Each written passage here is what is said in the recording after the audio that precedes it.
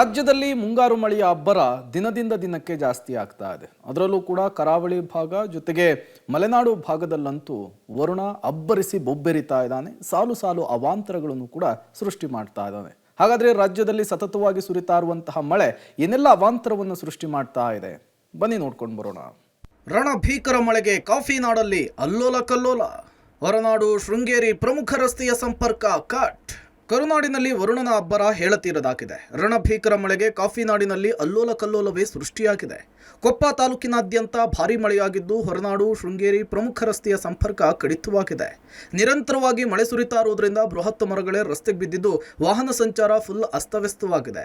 ಇನ್ನು ಬಸರಿಕಟ್ಟೆ ಸಮೀಪದ ರಸ್ತೆಯಲ್ಲಿ ಭೂಕುಸಿತವಾಗಿದೆ. ಇತ್ತ ಬಿಳಾಲುಕೊಪ್ಪ ರಸ್ತೆಯ ತುಂಬೆಲ್ಲ ನೀರೋ ನೀರು ಎಂಬುವಂತಾಗಿದ್ದು ರಸ್ತೆ ಸಂಪೂರ್ಣವಾಗಿ ನದಿಯಂತಾಗಿದೆ. ರೋಡೇ ಕಾಣದಂತಾಗಿದೆ. ಕಳಸದ ಹೆಬ್ಬಾಳೆ ಸೇತುವೆ ಸಂಪೂರ್ಣ ಮುಳುಗಡೆ. ಬಾಳೆಹೊನ್ನೂರು ಟು ಕಳಸ ಸಂಚಾರ ತಾತ್ಕಾಲಿಕ ಬಂದ್. ಇದೇ ಕಾಫಿನಾಡಿನ ಪಶ್ಚಿಮ ಘಟ್ಟದಲ್ಲಿ ಭಾರೀ ಮಳೆಯಾಗಿದ್ದು ಭದ್ರಾ ನದಿಯ ಒಳಹರಿವಿನಲ್ಲಿ ಭಾರೀ ಏರಿಕೆಯಾಗಿದೆ. ಇನ್ನು ನಿರಂತರ ಮಳೆಗೆ ಕಳಸದ ಹೆಬ್ಬಾಳೆ ಸೇತುವೆ ಸಂಪೂರ್ಣ ಮುಳುಗಡೆಯಾಗಿದ್ದು ಈ ಭಾಗದ ಸಂಪರ್ಕ ರಸ್ತೆ ಕಡಿತವಾಗಿದೆ. ಅಷ್ಟೇ ಅಲ್ಲದೆ ಜಾಂಬಾಳೆ ಸಮೀಪದ ಸೇತುವೆಯೂ ಕೂಡ ಜಲಾವೃತವಾಗಿದ್ದು ಬಾಳೆಹೊನ್ನೂರು ಟು ಕಳಸ ರಸ್ತೆಯ ಸಂಚಾರವನ್ನು ತಾತ್ಕಾಲಿಕವಾಗಿ ಬಂದ್ ಮಾಡಲಾಗಿದೆ. ಗ್ಯಾಸ್ ಟ್ಯಾಂಕರ್ನಿಂದ ಅನಿಲ ಹೊರಕ್ಕೆ 34 ಮನೆಗಳನ್ನು ತೆರವುಗೊಳಿಸಿರುವ ಜಿಲ್ಲಾಡಳಿತ. ಉತ್ತರ ಕನ್ನಡದಲ್ಲಿ ಸುರಿತಾ ಇರುವ ಮಹಾಮಳೆಗೆ ಅವಾಂತರವೇ ಸೃಷ್ಟಿಯಾಗಿದೆ. ಕ್ಷಣಕ್ಕೂ ಕೂಡ ಗುಡ್ಡ ಕುಸಿತಾ ಇದ್ರೂ ಆಪರೇಷನ್ ಕಾರ್ಯ ಬಿರುಸಿನಿಂದ ಸಾಗಿದೆ. ಭೋರ್ಗರಿತಾ ಇರುವಂತಹ ನದಿಯಲ್ಲಿಯೇ ಶೋಧ ಕಾರ್ಯ ನಡೀತಾ ಇದೆ. ಅಬ್ಬರದ ಮಳೆಯ ನಡುವೆಯೂ ಕೂಡ ಗುಡ್ಡದಂತಿರುವ ಮಣ್ಣಿನ ರಾಶಿಯನ್ನು ತೆರವುಗೊಳಿಸಲಾಗ್ತಿದೆ.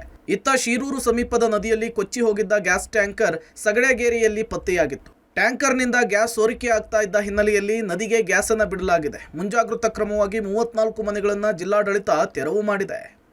ಗ್ಯಾಸ್ ಟ್ಯಾಂಕರ್ನಿಂದ ಈಗ ಗ್ಯಾಸನ್ನು ಲೀಕ್ ಮಾಡ್ತಾರೋ ಅಂತ ನಾವು ಸಗಡಗೇರಿ ಭಾಗದಲ್ಲಿದ್ದೀವಿ. ಯಾಕೆಂದರೆ ಇಲ್ಲಿ ಪರ್ಮಿಷನ್ ಕೂಡ ಇಲ್ಲ. ಆ ಭಾಗದಲ್ಲಿ ನೀವು ನೋಡ್ಬೋದು ಎಲ್ಲ ವಾಹನಗಳನ್ನು ಕೂಡ ಈಗ ಸೇಫ್ಟಿ ದೃಷ್ಟಿಯಿಂದ ಅಗ್ನಿಶಾಮಕ ದಳದವರಿದ್ದಾರೆ. ಈ ಭಾಗದಿಂದ ಎಳೆ ತಂದು ತೆಂಗಿನ ಮರಕ್ಕೆ ಕಟ್ಟಲಾಗಿದೆ. ಅಲ್ಲಿಂದ ಈಗ ಗ್ಯಾಸನ್ನು ಲೀಕ್ ಮಾಡಿ ಬಿಡಲಾಗ್ತಾ ಇದೆ. ಸ್ವಲ್ಪ ಲೀಕೇಜ್ ಆಗಿದ್ದರೂ ಕೂಡ ಸಾಕಷ್ಟು ಅನಾಹುತಗಳಾಗ್ತದೆ. ಹೀಗಾಗಿ ಹಂತ ಹಂತವಾಗಿ ಈಗ ಗ್ಯಾಸನ್ನು ಹೊರಗಡೆ ಬಿಡ್ತಾ ಇರೋವಂಥದ್ದು. ಇನ್ನು ಇದೇ ಶೀರೂರಿನಲ್ಲಿ ಮಣ್ಣು ತೆರವು ಕಾರ್ಯಾಚರಣೆ ಭರದಿಂದ ಸಾಗಿದೆ. ಭಾರೀ ಮಳೆಯ ಮಧ್ಯೆಯೂ ಕೂಡ ನಿರಂತರವಾಗಿ ಕಾರ್ಯಾಚರಣೆ ನಡೆಸಿದ್ರು ಸದ್ಯ 40 ಮೀಟರ್ನಷ್ಟು ಮಣ್ಣು ತೆರವು ಕಾರ್ಯ ಮಾತ್ರ ಬಾಕಿ ಇದೆ ಅಂತೇಳಿ ಅಧಿಕಾರಿಗಳು ಮಾಹಿತಿ ಕೊಟ್ಟಿದ್ದಾರೆ. ಇನ್ನು ಗುಡ್ಡ ಕುಸಿತದಲ್ಲಿ ಸಾವನ್ನಪ್ಪಿರೋರ ಸಂಖ್ಯೆ 7ಕ್ಕೆ ಏರಿಕೆಯಾಗಿದೆ. ಬೆಳ್ಳಂಬಾರ ಕಡಲ ತೀರದಲ್ಲಿ ಛಿದ್ರವಾಗಿರುವ ಮೃತದೇಹ ಪತ್ತೆಯಾಗಿದೆ. ಕೇವಲ ಕಾಲುಗಳಷ್ಟೇ ಇದ್ದು ಮೃತದೇಹ ಗುರುತಿಸಲಾಗದ ಸ್ಥಿತಿಯಲ್ಲಿದೆ. ಸ್ಥಳಕ್ಕೆ ಪೊಲೀಸ್ ಅಧಿಕಾರಿಗಳು ದೌಡಾಯಿಸಿದ್ದು ಮೃತದೇಹವನ್ನು ಅಂಕೋಲಾ ತಾಲೂಕು ಆಸ್ಪತ್ರೆಗೆ ರವಾನಿಸಲಾಗಿದೆ.